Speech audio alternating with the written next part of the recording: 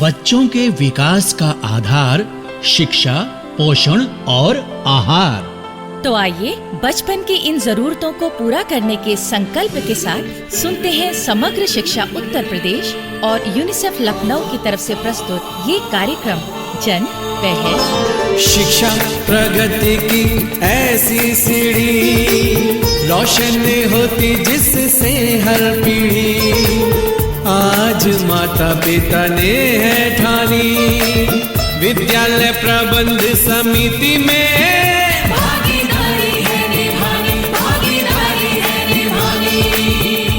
सभी सुनने वालों को विद्या का नमस्कार और काकी आपको प्रणाम।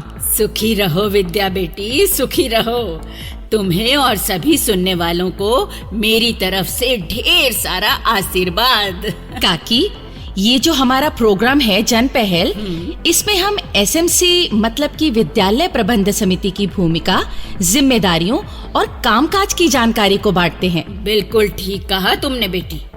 एसएमसी वाले ये सब काम करेंगे तभी तो शिक्षा के अधिकार अधिनियम की हर बात पूरी होगी।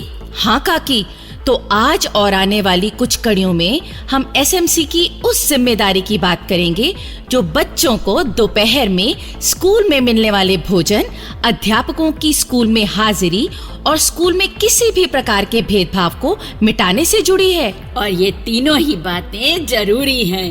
काकी, तो पहले बात करते हैं सरकारी स्कूलों में बच्चों को दोपहर में मतलब कि करीब 11-12 बजे मिलने वाले मुफ्त पौष्टिक भोजन के बारे में।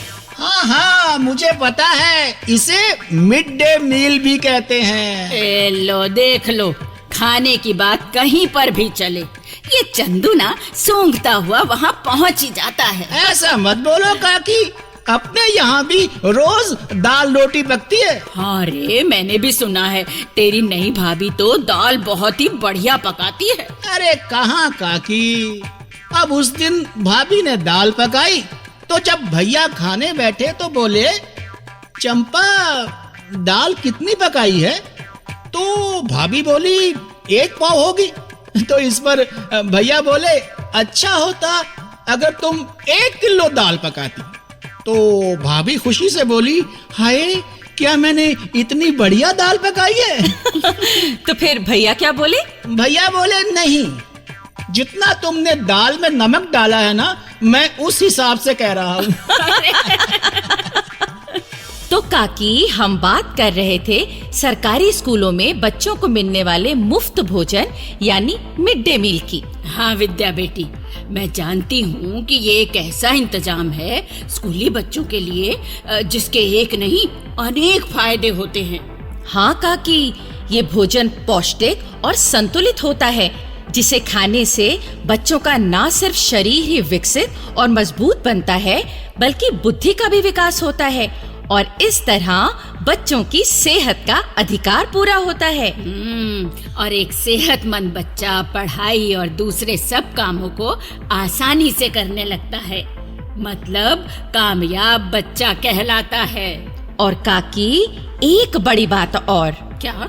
इस मिड डे मील की वजह से स्कूल में बच्चों की हाजिरी भी बढ़ जाती है।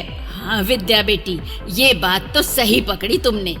भाई बच्चों को अच्छा लगता है ताजे और कई प्रकार के भोजन का स्वाद, और माता पिता भी चाहते हैं कि उनके बच्चों को रोज पौष्टिक खाना मिलता रहे। तो भाई इससे स्कूल की हाजिरी बढ़ती है ना। जी काकी, और एक साथ भोजन करने से बच्चों में सामाजिक मेलजोल बढ़ता है और एक बार इस तरह जो बच्चों के मन से भेदभाव मिट गया तो फिर सारी उम्र वो उनके मन में दोबारा नहीं पैदा होगा। जी, तो इन सारे फायदों को देखते हुए एसएमसी को चाहिए कि वो बच्चों को मिलने वाले इस भोजन पर भी पूरा ध्यान दें। और एसएमसी को जिन बातों का ध्यान रखना चाहिए उनमें से कुछ बातें हम जानते हैं हमारी आज की नाटिका को सुनकर।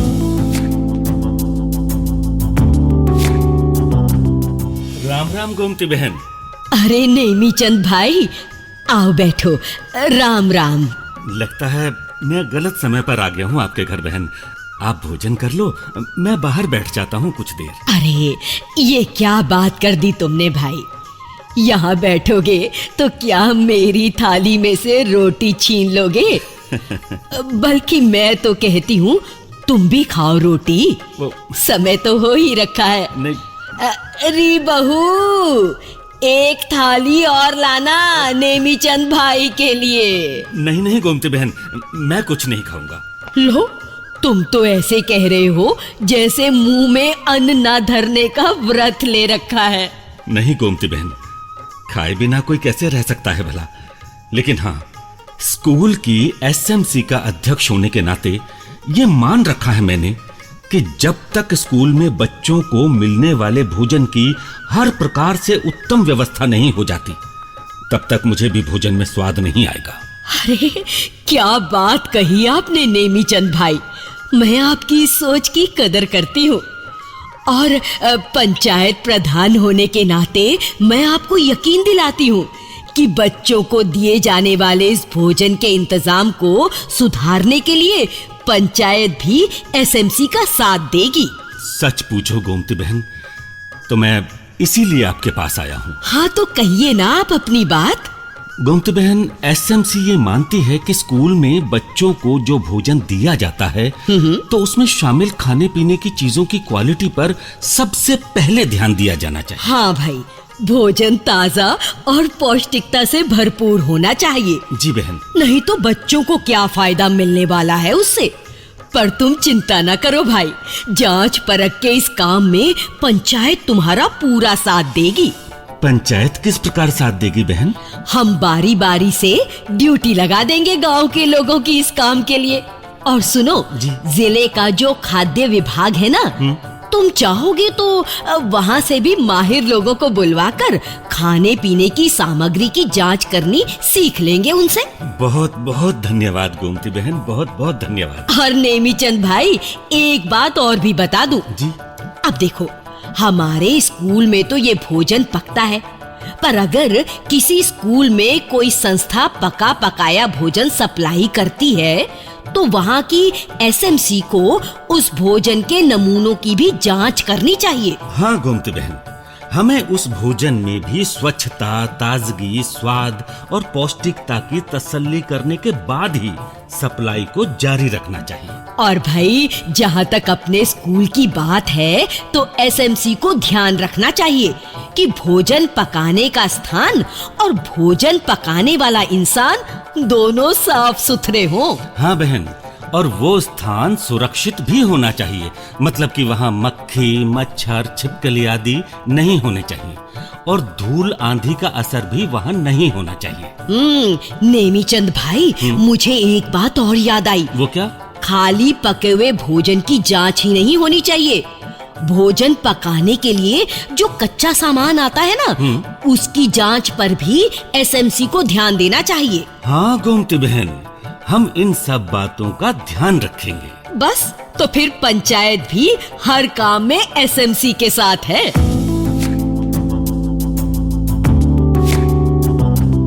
तो काकी, अभी हमने उन बातों की जानकारी प्राप्त की जो स्कूल में दिए जाने वाले भोजन को ध्यान में रखकर एसएमसी को पूरी करनी चाहिए। और अब नाटिका के बाद सुनते हैं ये लोकगीत, जिसमें है दो दिलों की बातचीत।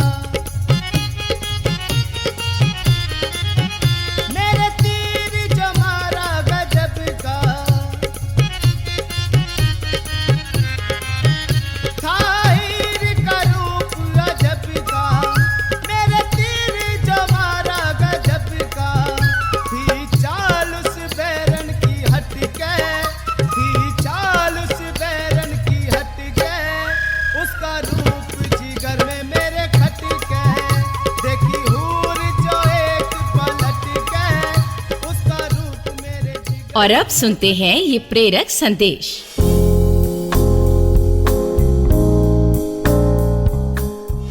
हमारा नाम मनोहर लाल है। हम पूर्व माध्यमिक विद्यालय चहटा, ब्लॉक काकोरी, जिला लखनऊ के विद्यालय प्रबंधन समिति के सदस्य हैं। जब से हम विद्यालय प्रबंधन समिति के सदस्य बने हैं, तब से हम लगातार प्रयास कर रहे हैं कि हमारे गांव का कोई भी बच्चा अशिक्षित ना रहे, और जो भी बच्चे विद्यालय से दूर हैं हमारे गांव के, उनको हम खुद ले जाकर उनका एडमिशन कराते हैं। और जो बच्चे रोज़ विद्यालय नहीं आते हैं, उनके अभिभावकों से भी बात करते हैं हम कि उन्हें रोज़ विद्यालय भेजें। और अभी विद्यालय की बाहर की दीवार टूट गई थी। भी हाल ही में मैंने प्रधान जी से बात करके विद्यालय की बाहर की दीवार बनवाई है, और हम लगातार प्रयास कर रहे हैं कि विद्यालय का में नामांकन बढ़े और ठहराव बढ़े।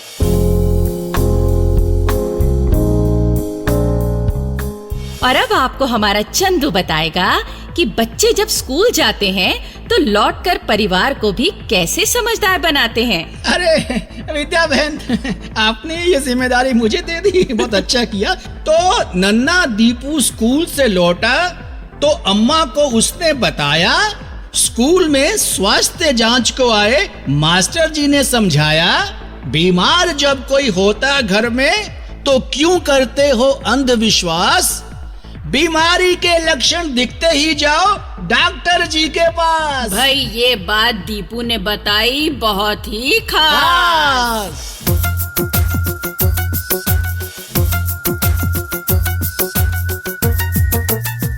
तो बस अब इतना ही कि स्कूल में तो आपके बच्चों को साफ सुथरा पौष्टिक खाना मिलता ही है, तो आप जतन कीजिए कि उन्हें घर में भी वैसा ही साफ सुथरा और सेहत को बढ़ाने वाला भोजन मिले। हाँ, हर माँ रखे ये ख्याल, भोजन में हो सेहत और दुलार। वाह काकी, क्या बात कही। भाइयों बहनों, अगर आप अपनी बात हम तक पहुंचाना चाहते हैं या विद्यालय प्रबंध समिति के बारे में कोई जानकारी चाहते हैं या कार्यक्रम के बारे में कोई सुझाव देना चाहते हैं, तो इस पते पर लिखें। हमारा पता है समग्र शिक्षा उत्तर प्रदेश, सर्व शिक्षा अभियान ऑफिस, विद्या भवन, प्रथम तल, फर्स्ट फ्लोर, निशांतगंज, लखनऊ 226007। और अब पता नोट करने के बाद एक जरूरी बात और सुन लीजिए। भाइयों बहनों, हमें मालूम हुआ है कि आपको जन पहल प्रोग्राम बहुत पसंद आता है, लेकिन हम चाहते हैं कि ये प्रोग्राम और भी अच्छा बने ताकि आपको और पसंद आए। इसलिए इस प्रोग्राम में अपनी भागीदारी निभाइए। स्कूल जाने वाले बच्चों के बारे में कोई सच्ची घटना हो या बच्चे को स्कूल भेजने से परिवार ने कोई नई बात सीखी हो या आपके स्कूल में कोई ऐसी घटना हुई हो जो सभी बच्चों के लिए प्रेरक हो, तो ऐसी घटना हमें लिखकर भेजिए, हम उसे अपने प्रोग्राम में शामिल करेंगे। तो अब जन पहल के अगले कार्यक्रम तक विद्या और अपनी काकी और अपने चंदू को आज्ञा दीजिए। जय हिंद। शिक्षा प्रगति की ऐसी सीढ़ी, रोशन होती जिससे हर पीढ़ी। आज माता पिता ने है ठानी, विद्यालय प्रबंध समिति में